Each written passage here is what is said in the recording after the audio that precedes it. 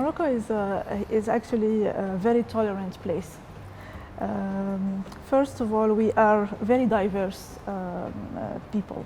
We have Moroccan Jews, Moroccan Muslims, and we have Moroccan Berbers and Moroccan Arabs and Moroccan who can speak different dialects from the north to the south, east and west.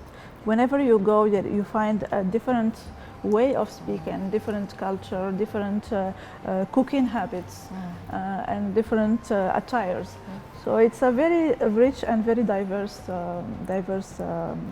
culture and country that I would very much love for the Ghanaians to discover.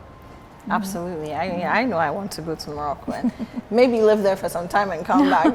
You are very welcome. You will see that we have.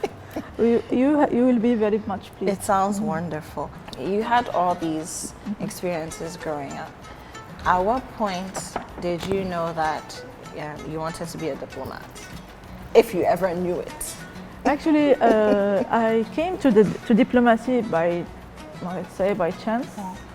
I loved languages. I did translation as a major in university, and after my third tertiary education, also this was translation. So I was very interested in being a translator. When I got my diploma in 2003, I got my diploma in July. Okay. July 2003, and I was very I was very anxious not to get a job. I wouldn't have stand to be jobless for some time. So even before I got the diploma, I was off school in June, and I started sending my CV all around. To the public administration. You were eager to work. Very eager. I didn't want to sit at home for any moment, and thankfully it didn't happen. So I sent my CV to all public administrations in Morocco, to also private entities that need translation, and to also this translation cabinets. There are so many in Morocco, and I was accepted in one for a training. For a paid training, actually. Okay, so these translation cabinets, they're places where translators come and you're given work to do, and you do the translation. Yes, that's essentially exactly full-time translation. Full-time translation. It was administrative translation, and sometimes it was like publicity leaflets. Okay. Or books about some companies that were written in French, for example, or in Arabic and needed translation to English or to Arabic. So we were jumping from one language to the other. It was a very fruitful experience. I only spent 20 days there. Okay. So what else are we looking at for dinner tonight? There are some salads, but these are a surprise. Okay. But I will walk you through the sweets. Okay. The sweets are very important. Yes, we had some of these. This is shubakia. It's a typical sweet for Ramadan. So I realized that it's like pastry, but it has glaze on it. It's a flour mix, and then with also rose water. Orange blossom water inside, and some almonds and saffron. Okay. Yes. Can you open this for me, please? And this is the corn de gazelle, which we call in Morocco kabrzal. Also very typical for important celebrations. Okay. And we have this is something that we wanted to do because we are in Ghana, and Ghana is known for coconuts. Absolutely. And you actually have the best quality of coconuts I have ever tasted. I am traveling very soon, and I'm taking a lot of coconut to my family. Because we in Morocco have import. Okay. You don't really grow? No, there is no coconut trees in Morocco. I see. So you have palm trees, but none of them are coconut trees, or they are not coconut trees? No, we don't have coconut trees at all. They don't grow. The weather is completely different. It's not a tropical weather. So, but we like sweets with the coconut. Okay. So this one, the first time we tried it here, we found out that it tastes quite different because the quality of the coconut is better. Wonderful. So I'm taking some for my mother Please to try. take as many as you want. But so Yes. how is this made? Actually, it's a paste also from flour, and then we cook it, and then we there are two of them. You see, there are 1 and 2, and then we put it in apricot confiture jam. Okay. For it to soak into the jam, and then we put it into the coconut, so it becomes like covered with coconut, and it's very tasty. I hope you Is will it like soft? it later. It's soft. Okay, so almost like a Moroccan It's a jam cookie. donut or a cookie. No, it's a cookie. It's Okay. not a donut at all. Okay. It's not fried. Okay. It's cooked in the oven. Only the shabakia is fried, It's fried. Okay. but these ones are cooked in the oven. Yeah, Very interesting. and this is the Moroccan tea, of course. Absolutely. Moroccan tea is a must. We drink a lot of Moroccan tea in Morocco. And Moroccan tea is not a very complicated thing, but not anyone can make Moroccan tea. It's a green tea, normal green tea from China, and mint. But the secret is the preparation, Okay. is how you make it.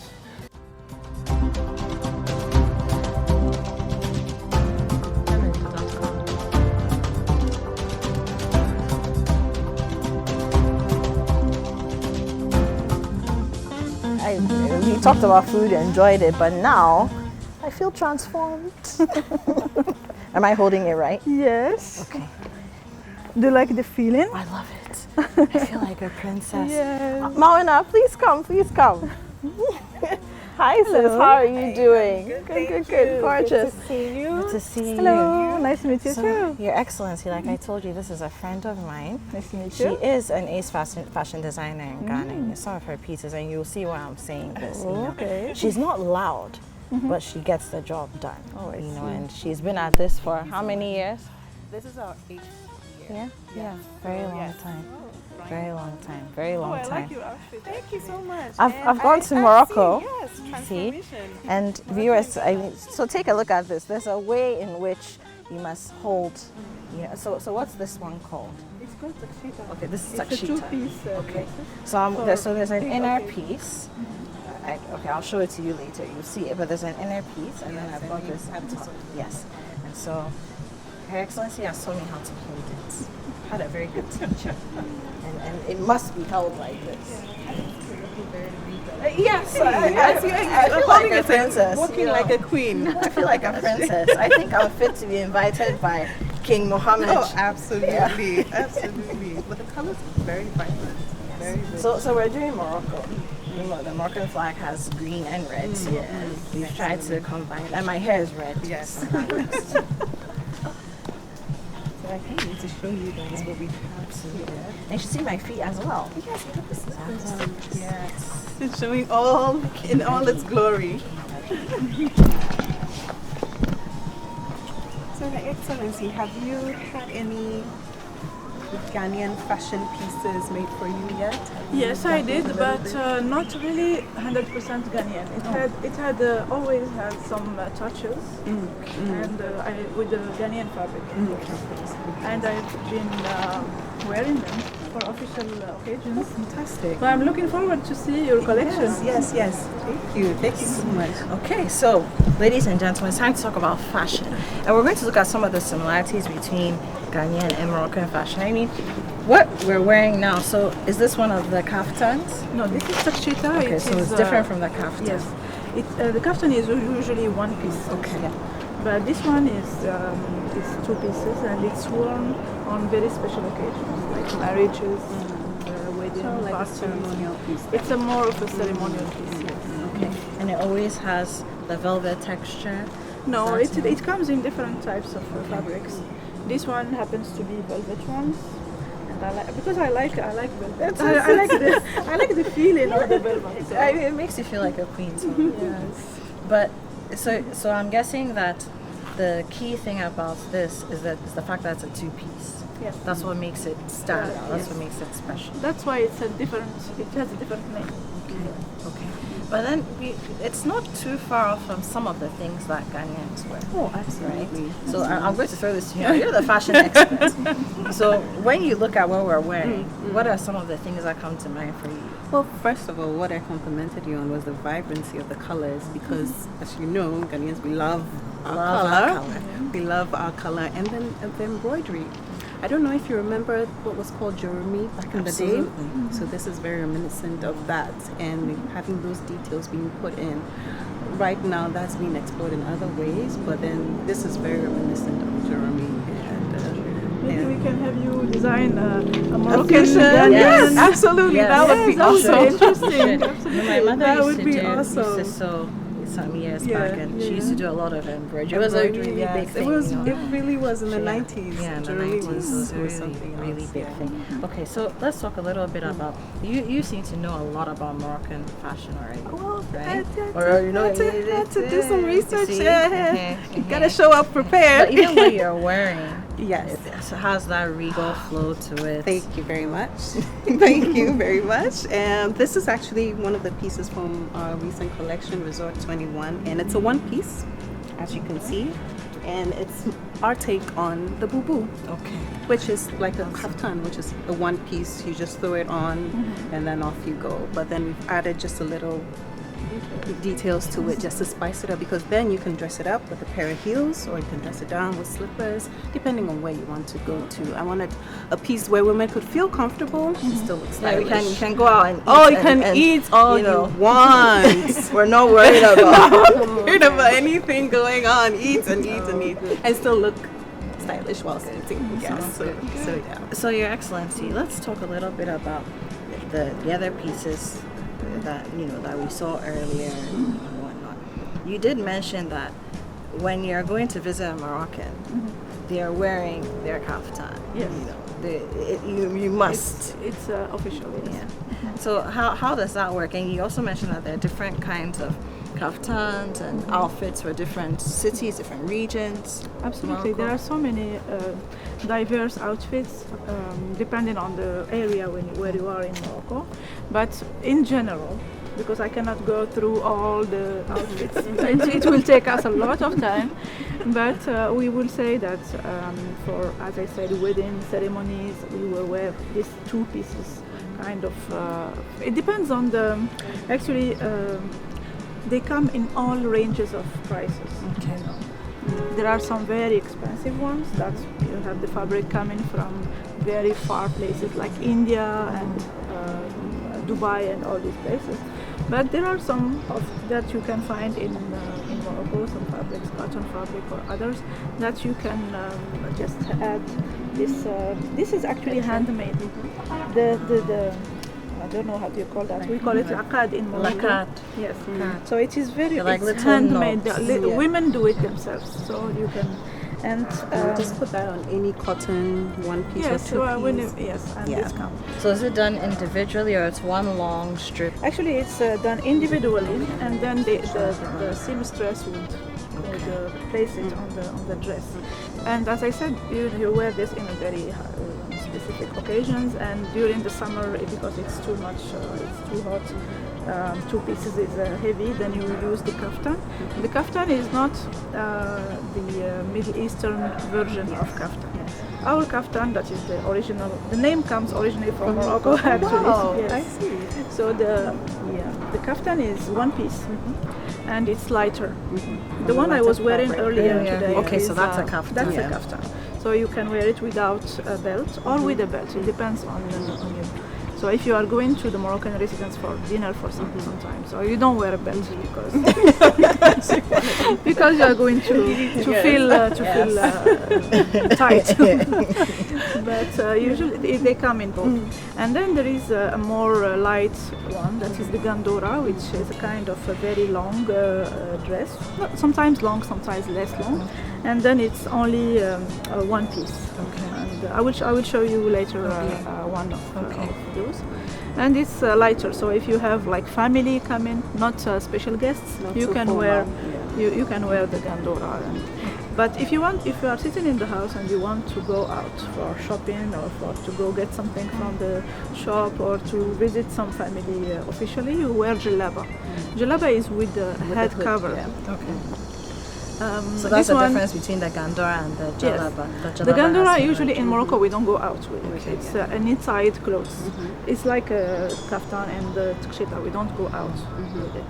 We go out only with jalaba. So you can wear your kaftan and wear the jalaba on. Yes, and yes. you have it. It depends. If you, it has to be a very light one, one. because Yeah, otherwise it will be like stuffed. It will be like stuffed. Yeah. And then, so the slippers I'm wearing, you know, I saw you wearing a pair earlier. Yes. You know, what's the vibrancy around this? Because I've seen them in a lot of Moroccan pictures. When you Google Moroccan fashion, they pop up. What is it about them? And I remember some time ago, maybe in the early 2000s, there were similar slippers that became very popular in Ghana. Oh, really? Yes. I don't see them anymore at all. But you know, what's the culture surrounding So this? Morocco is very known for treating and tanning leather.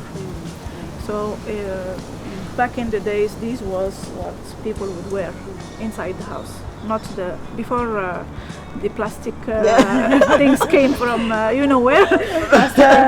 One of Plastic invasion. Please, thank you. We were all wearing these leather ones, handmade also. It's always very manual. You know, we eat a lot of lamb in Morocco and also goats. So the leather from the skins is tanned naturally without adding any artificial coloring or anything. Okay. And this was what we use for making slippers and handbags and bags for traveling and a lot of things. I'm sure when you visit Marrakesh you will see Yes. that. What's the tanning process like? It's a very long process, very smelly one. But it's also it's a cultural visit. If you go to Fez or Marrakesh, but the biggest ones that dates back to I don't know which century, is it 10th century or something, that people have started tanning and treating leather to be able to wear it for shoes and for. So this one still exists today. So you go to Fez and you go there and you visit. It's a very interesting technique. So they bring the leather from the skin of the animals.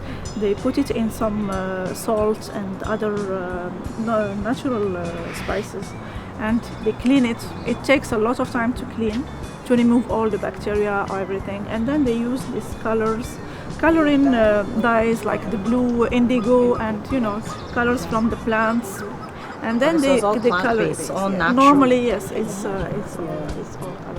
And then when they dry it, and it's a very long process. I'm not very professional about that, but I lived in Marrakesh, as I said, so I know the smell. I know where you can find them, and I see the process. Okay, so Maun, I'm going to throw this to you because we have similar experiences in Ghana. Even when you go to the art center or you travel up north and you get one of the nice woven bags with leather, the smell hits That's you. the first thing that hits you. The It's so smell hits distinct. you. But as far as you know, how similar is our leather culture, fashion-wise, to what Her Excellency has just described? Well, I think our leather culture was more into our cultural implements. So the drums, the dundu, that was what the leather was primarily used for before it got into the shoes and then the bags, because we have such a vibrant drum culture with almost every ethnic group, so that demand from north to south all the way down, so that was the primary use of the leather, and then it began being translated into fashion products. So as you said, the smell really is very distinct. So it's going more into shoes and bags and belts and a few other accessories like bracelets and then earrings and all. So gradually it's getting there. I think the challenge with the leather industry is the quality control and replicating the same measure of quality all throughout the products, because then, as you said, it's a very long process and very arduous, and if you've not had the length of time to perfect that craft, Obviously, you'd have some shortfalls at some places, but as she said, it's a very cultural process. It's imbibed in their culture, whereas for us, not so much in terms of clothing, but in making our drums, yes. Okay, so Your Excellency, I'm going to ask you now. She just spoke about quality control, so I'm going into the business aspect of fashion. Fashion and culture, you can't separate them anywhere in the world, and clearly that's the same for Morocco and for Ghana, right? But somehow, I mean, I look at this and I'll never guess that we're handmade. You know, I'm wearing, it doesn't feel handmade, it doesn't look handmade, and we're talking about the slippers, and you did explain that there's some that are very expensive, right? And they are handmade. You know, there's some that are commercially made, but a lot of the things you wear are handmade, and you're still able to wear them yourselves, but also export. Yes. How? And so my first question is it's twofold.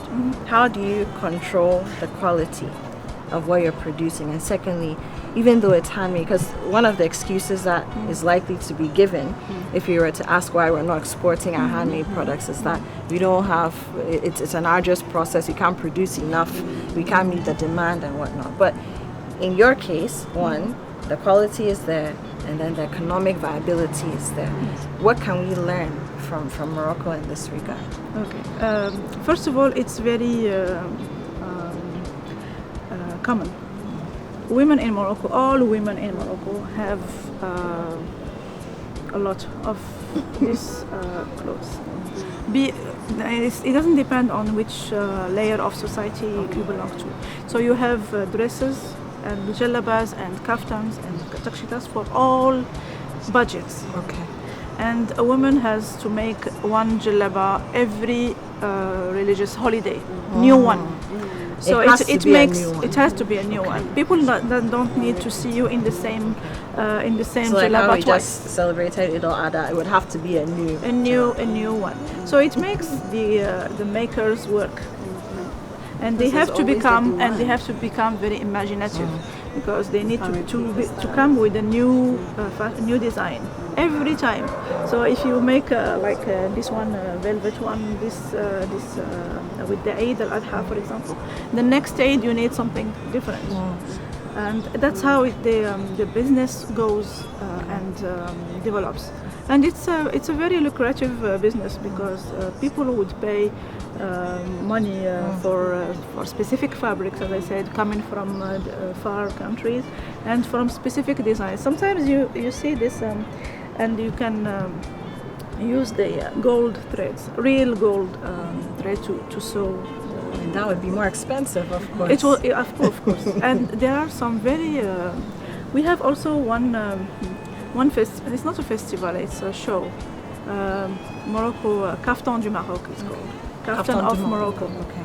It's a yearly celebration that is broadcasted on TV, where new and old high-level designers come with new designs and new fashion. Avant-garde designs, I'm sure. Beautiful. I will show you a video and you will see. It's very beautiful, and it's much exported to the Middle Eastern world. Because they have a similar fashion culture. They like long dresses, and they like something that is regal, as you say. So it combines the both. And also why it is very viable, and people would go to schools and learn how to sew and how to make all the designs. It's because it's very well organized. There are cooperatives. There are groupments of seamstresses and couturiers who are under one umbrella, and they are also encouraged by the Ministry of Culture. And we have a Ministry of Culture and Handicrafts. Okay. Because handicrafts is huge in Morocco. It's very huge. So it's the government also is assisting. And they receive trainings, and they are also willing to work with the people. Okay. They get a lot of money also, so it's a win-win situation. So this means that if somebody grew up, say, making these clothes or dabbling in fashion handicraft in Morocco, you don't need to bother yourself and go to high school, go all the way to university, go and study something you don't want to study. you can actually go and study. If you are not how good to at make school, it. you can still find a way, because not everybody Yeah, is school is going not to for become everybody. engineer or doctors. And handicraft, it pays well Yes. when it is done very well. And it has an important place. It has an important place in the economy of Morocco. It's the handicrafts of Morocco is very much exported, and it draws a lot of foreign currency to the government.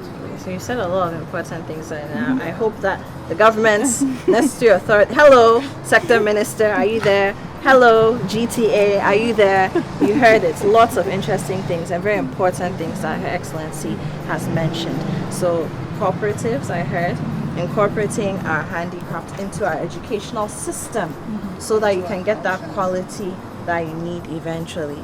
And all those things. But now we spoke a lot about fabric. And as you're talking, I'll come to you, Marina. Fabric. We spoke a lot about fabric. You mentioned how people would pay to have fabric brought from different places. I'm guessing that it means that there's also a very vibrant fabric culture in Morocco. Fabric is a big deal. Of course. Are there any native fabrics that you have? I mean, in Ghana we have, so Marina, I'll let you list them. Oh, we have so many. We have the kente, the different types of kente, the patakari. I mean, we could go on and on. But then I think the major difference between that is our fabrics have become ceremonialized as opposed to everyday wear, which is in Morocco, because it's part of their everyday culture. Yeah. Ours is part of our ceremonial culture. So it's only as and when you need it that you would use these fabrics. So that's where I see the difference between our two countries. But are there any traditional Moroccan fabric, or any fabric that's at least made in Morocco that's very popular? We have a very fashion big industry? tradition as a textile country. It's a very vibrant industry also. It's still very, very good. So we don't have a specific fabric, but we have specific. There is some of the fabrics that I actually don't know if the origin is from Morocco exactly, or but I only see it in Morocco. For example, there is one is called Jawhara, which is in Arabic jewel. It has some strains, like long strains, and it's very brilliant. When you wear it, it conveys the light, and it's very beautiful. So sometimes I will bring some. When I go into Morocco, I'll bring some for you to see. You have to. Yes, And, this is a promise. I mean, this is just by the way. Before Marina walks us through this beautiful collection, but I saw a picture of your King Mohammed and his wife, and what she was wearing during her wedding. And she had this gold and diamond belt on. This is a typical belt in Morocco. It's called mdamma. It's called mdamma. Mdamma. Yes. Mdamma. It's a belt, but it's gold made with jewels. pure and gold? Pure gold, yes. Wow, that's but heavy. not the 24 carat. It's the 18 carat. We don't have the luck to wear the gold coast. We don't. But women in Morocco, they are crazy about the gold belts. Yeah. You know, usually when a woman has the firstborn, or even not even the fourth, he has a boy born. The husband the has to boys. bring and offer her a gold belt. That was back in the time when life was easier. Now life has been a lot complicated, and people are looking at a travel to Bahamas. Of course. Instead of the gold a belt. mansion, maybe. yes, or a big house or something. That's But women were not very complicated. They would be very happy with gold necklaces. Our wedding ceremony is very interesting. I don't know if you have followed any of those, but it's sometimes it's a 7 days ceremony. Every day comes with different clothes from different city of Morocco. So you have the dress for Fez, the attire for the north, Tangier and Tétouan. They have like a big something that they put on their head with white pearls, not artificial ones, the cultural ones. It's very beautiful, it's very ornate, and we take the bride on four men would come and lift her, and So it like was the the palanquin. music, and it's wonderful. It's something that's a lot of famous artists and footballers come to Morocco to celebrate their marriage because it's a big celebration. Very colorful. The music also is the cultural aspects, the music troops and all of that. It's very, very, very interesting. Very colorful.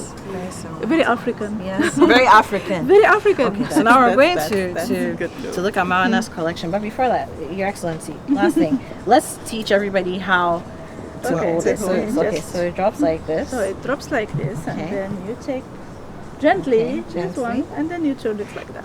Like that. Yes, and then you can. And you actually taught this in school when you're growing up. You're taught how to hold it. we didn't. It's not taught in school, but Okay. it's the habit of wearing it at home. When you are like 6 years old, and you get a taxi and you start walking around. And, yes, you're taught how now even newborns they make these ones for them. for the pictures, for the photos. I will be so cute. Beautiful. I Oh will my show you. goodness. It's gorgeous. I will show you. Okay. That would Now, be so Mawana, gorgeous. Yes.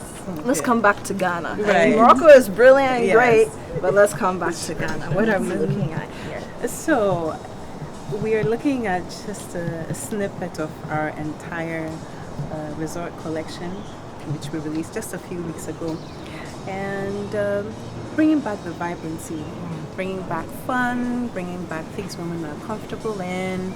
We've had such a crazy time during COVID. You can't go anywhere, you can't feel fabulous, you can't feel great, but gradually as things are easing up and getting back into normal, we said, why not? Let's do something that we would feel comfortable in and we will be the best versions of ourselves. So pretty much that's my take on that. So we have the shift dress, which again can be dressed up then dressed down. I think the biggest part of my design process is to make sure that there's multi-use. There's no point for me in making something to just be used once. So you should be able to use it more than once. So you can take it to a dinner, you Dinner, can wear it to work. You can wear it to work. And this is very practical because it has pockets. Okay. So So your your mobile phone, phone. your keys, you've left your bag somewhere, you're not holding your phone. So we have that. Second is the Dane Bubu, same as what I'm wearing, but just represented in a different colors. We have so many colors of this. And as I said, you can eat as much as you want. Nice dress for coming to my place. Yes, you can eat as much as you Good want. choice. You can feel as comfortable as you want, but then you still feel beautiful. And for me, women feeling beautiful is important. Is important. Feeling it on the inside, because when you feel it on the inside, it shows on the outside. If you look at it, you don't If feel it. you don't there's no feel it, it will show. So feel it and then show it. And the last is a shirt dress, so that has the half in the print and then has a drawstring detail just to add a little bit of a zhuzh to that. So comfortable pieces, very, very comfortable And pieces. pieces that combine wax print. Yes, You know, yes, yes. Or yes, Ankara, depending Yes. on which part of the continent. You want to, you want to. African from, print yes. is also what we're calling Yes, it. And that's something I've seen throughout your work. Yes, you know, because over it's the years. important to have that signature for my work, because it is part of my identity and who I am as a designer, and it has to be represented somehow. So on this, it's in the buttons, it's in the detail. Yeah. That's where you see it. It has to show up somewhere, some way, somehow. It has to come out. So even if you don't want too much of the vibrancy and too many colors, Africa, Ghana is still It's still- represented. yes. Yeah. But There you go. there's one color Yes. that catches your attention. It's amazing. Now, and my final question for you, Mara, like for you, when you look at the fashion industry in Ghana, where do you want it to go? Her I mean, Excellency, just looking at all the conversations we've that had, we've where it's do you been want so enlightening. The things that Her Excellency mentioned with how they've been able to promote their handicrafts. All these pieces you're seeing are handmade, but then we are not pushing that agenda as much, and just seeing other big brands, multi-brands being able to produce in Morocco and ship all over the world. Why can't we do that here? Why can't we ourselves as smaller brands be able to produce here and sell to the rest of the world. So that is what I want us to And be able maybe to export achieve. to Morocco, because Yes. to Morocco, a lot export of to other Moroccan countries. people are yes. very much interested. I'm sure they would love this. Absolutely. And So we have the capacity. All we need is the support to be able to do so, and the confidence that we should explore, because a lot of us are very hesitant about moving out. Yeah, you're not sure. You're not sure, how. like, yes, where am I going? How's it going to be? But then the confidence to be able to step out and to step out knowing that you have a great product to be able to showcase to the world. So maybe we start doing our trade with Morocco. I know. Fashion trade. you Yes, know, absolutely. I know that a lot of people in Morocco would be interested. Whenever I travel to Morocco, I used to live in Ghana before, as I told you. Yes, as a So deputy. whenever I go, You're going back, you've seen some pieces? I buy the Ghana The fabric. fabrics and most not the West African ones, but the Ghana specific ones with the Adinkra symbols and everything. So I would take them to Morocco, and people would be very, very much interested. And now they are sewing jellabas, the Moroccan With the dress symbols. with the not the symbol, with the With the fabric. print. With the Wow. fabric. I don't go for the wooden because wooden is Western Of course, African. exactly. Yeah. But I go for the GTP fabrics That's in this dress. with the high target fabrics that I find in Makola market, and then we take them to Morocco, and they make very, very nice. I myself have at least two of them. That's Oh, what I'm wow. talking Yes. about. Cross-country Yeah, exchange. It needs to happen somehow. We just have to does. have the And not only confidence to do the so. Moroccans, you know that Morocco now is hosting, is the second country for many of Western African people from Senegal, Mali, Cote d'Ivoire, and they're all living in Morocco and working there, not on a vacation. They are living and having their families there. So they would also be very interested if they have these products displayed. Because then it's a piece of home that's been brought Of to course, them. Absolutely. Absolutely. Yeah. Moana, Thank you so you much. are brilliant. Thank you so much. Ladies for and having me. gentlemen, we'll go on a break, and when we come back, hopefully it's time to eat some of that amazing Moroccan food that we saw cooking up in the kitchen. You're still watching Diplomatic License right here on City TV. We'll be right back.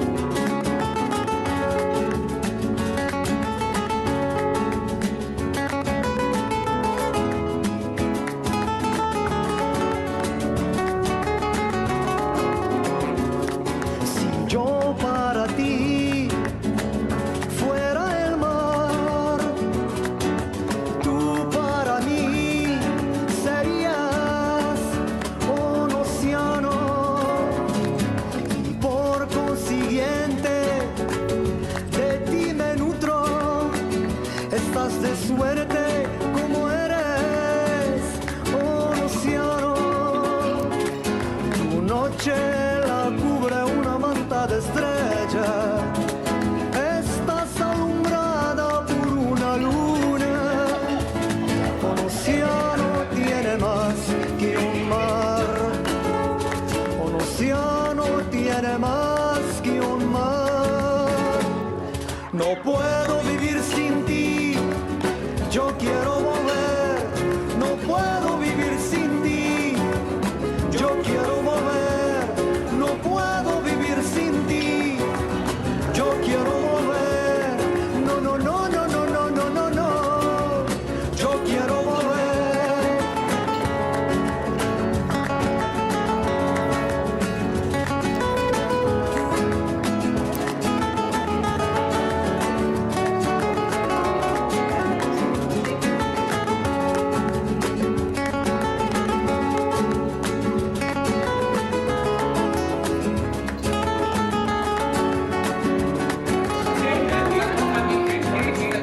En cambio yo de ti me separa un estrecho que no puedo atravesar por ser mis fuerzas.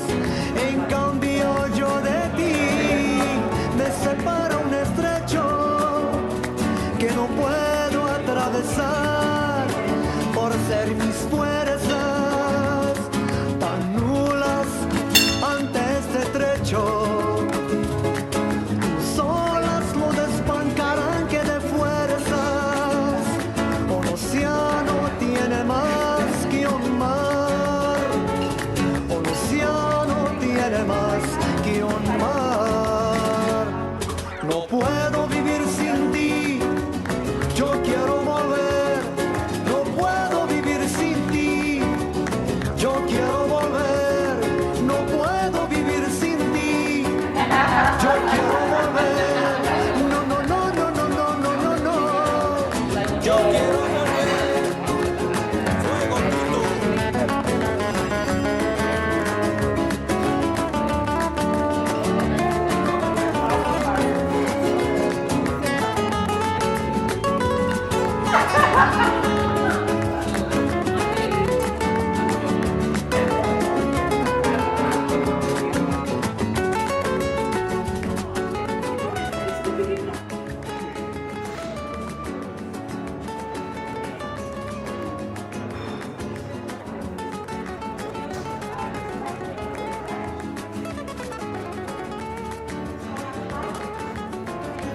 Ay, ay, ay, mare. Ay, mare, mare. Ay, mare, mare. Ay, ay, ay, mare. Ay, mare, mare. Ay, mare, mare. Ay, ay, ay, mare. Ay, mare, mare. Ay, mare, mare. Ay, ay, ay, mare. Ay, mare, mare. Ay, mare, mare. Ay, ay, ay, mare. Ay, mare, mare. Ay, mare, mare.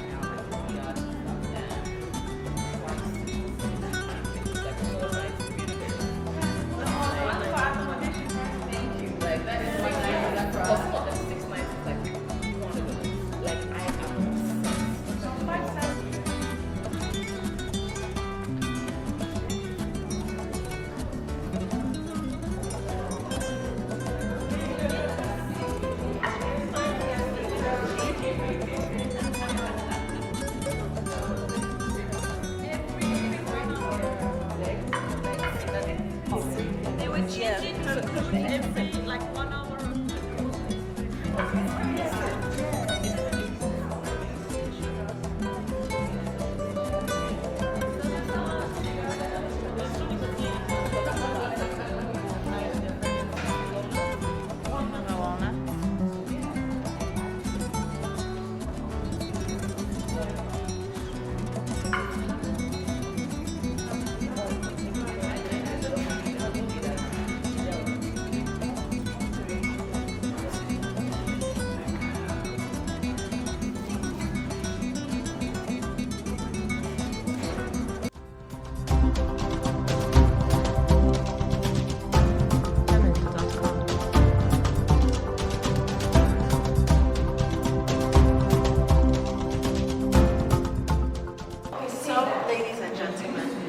We're about to wrap this all up, but before that, I must say thank you to your Excellency. Thank you so much. It's been a wonderful time spending with you, and all the Moroccan traditions, exploring anything that we have to offer in terms of culture, advice. We can learn from you as a big sister, because you're here all the time. Right. But then I also want us to just go through what we had this evening. So, entree, so we actually had a sort of Moroccan salad. Okay. And then for the main course, we had a fish pastel, lamb tagine with almonds and prunes, 5 green Sahara couscous with vegetables and lamb. You're telling me after 5 greens.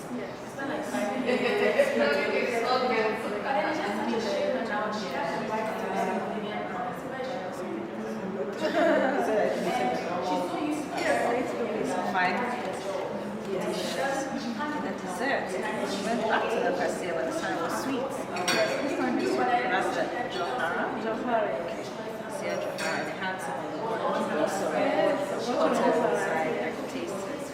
And then the sweat of Moroccan sweetness. For drinks, we had cucumber and lemon juice, beetroot, orange juice, Moroccan mint tea. Amazing. But before we go, I have some gifts for you. Oh, wow. Yes. The very first. Now, this is made by the Ghanaian artisan. Like artisans and handmade. It's kind of beautiful color. So it's from Apis Susu. Now, Susu in Ghanaian was saving. So it's a piggy bag. But she's like going all out and covered it in African. So if you have some Ghanaian coins I want to save for the future, take back as a coin collection. And then we spent time now and I today. She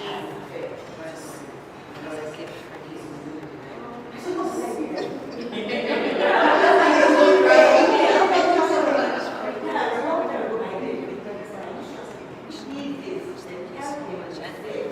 To the Moroccan trip. Maybe I'll match up with you there. If not, and once again, happy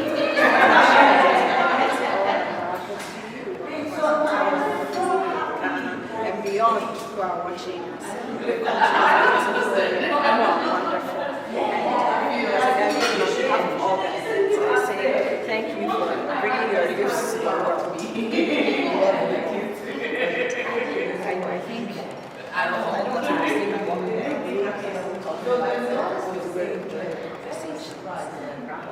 To get some rest.